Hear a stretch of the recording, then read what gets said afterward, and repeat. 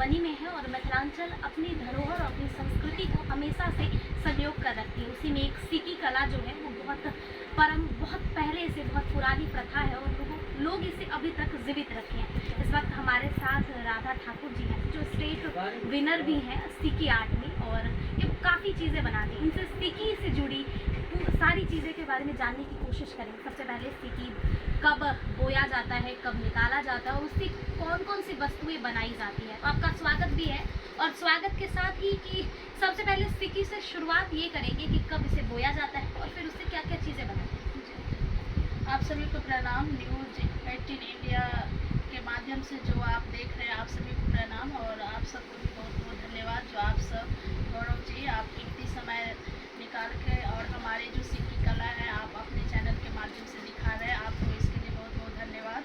और इसकी जो खेती है इसकी जून जुलाई अगस्त 3 महीना में जो है ये खेती हो जाती है और इसमें मेन ये चीज़ है प्राकृतिक की ऐसी देन है कि ये ना बोया नहीं जाता है, ये अपने आप जो है नदी के किनारे में ये होती है ये ग्रास और इसमें जून जुलाई अगस्त में खेती हो जाती है। अगस्त तक इसकी ना वो फसल तैयार हो जाती है और इसकी जो एक्सपर्ट दीदी लोग हैं वो सिक्की को निकाल करके और जो सिक्की निकालती है तो सिक्की हमारा मटेरियल ऐसा रखता है, ये नेचुरल है। तो इसमें भी प्रोसेस किया हुआ है क्योंकि ये 2 पार्ट में किया गया है और ये पूरा राउंड सिक्की रहता है। तो इसकी जो एक्सपर्ट है पानी में जाके घुटना भर भी कहीं पानी हो जाता है, कहीं पूरा वो प्रोसेस करके वो जैसे ये पेड़ है हमारा तो पेड़ में क्या होता है कि ये जो आप फूल देख रहे हैं तो ये रेड वाला फूल होता है तो उसी से पहचान आ जाएगा कि ये सिक्की ग्रास है।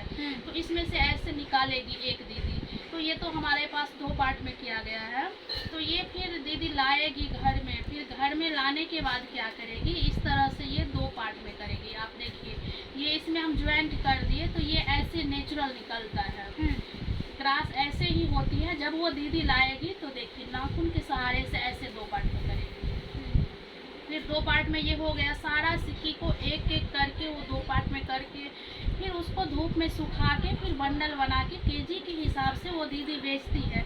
उन दीदी से हम लोग खरीदारी करके साल भर के लिए रख लेते हैं अपने ज़रूरत के हिसाब से। तो ये जो है आपको इसी तरह से हम लोग खरीदारी करके और वो जो एक्सपर्ट दीदी है वो निकालती है। इससे क्या क्या चीज़ें बनती है?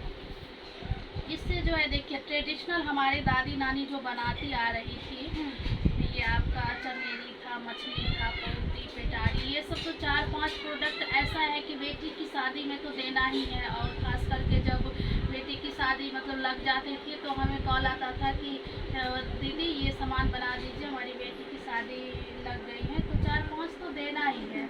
और जो है हम लोग बहुत सारे मार्केट जाने लगे, इंटरनेशनल मार्केट भी, नेशनल मार्केट भी, सारे जगह। तो वो देखे कि कस्टमर की मतलब रहती थी कि हम यूज वाला प्रोडक्ट ज़्यादा है तो फिर हम लोग ज्वेलरी पे भी काम करने लगे।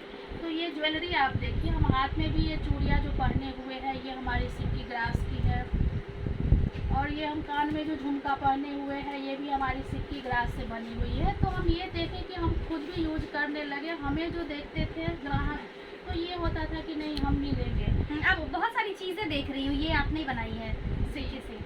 ये एक मतलब रस्म में ना ये तराजू का उपयोग होता है तो उसके लिए ये हम बनाए हैं। वैसे भी स्टॉल पे हमारे घर पे आते थे कस्टमर तो साथ में बच्चे भी आते थे तो उनका भी रहता था कि हमारे लिए क्या है।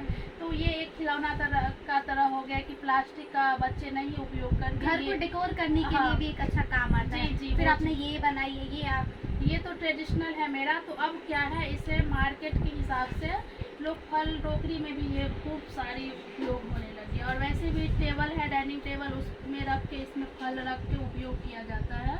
और इसी तरह छोटा ये है ये भी आपका लग्जरी टाइप का है। ये इसमें जो है 4 तरह का हम चीज़ रख के टेबल पे रख देंगे तो ये भी बच्चे के लिए है। चॉकलेट इसमें रख के और वैसे हम किचन में भी 4-5 चीज़ रख के कर सकते हैं। तो ये हमारा ये हुआ कि एक प्रोडक्ट में 4 चीज़ हम रख लिए। और ये इसका क्या उपयोग करते हैं, इसमें क्या रखते हैं? ये ज्वेलरी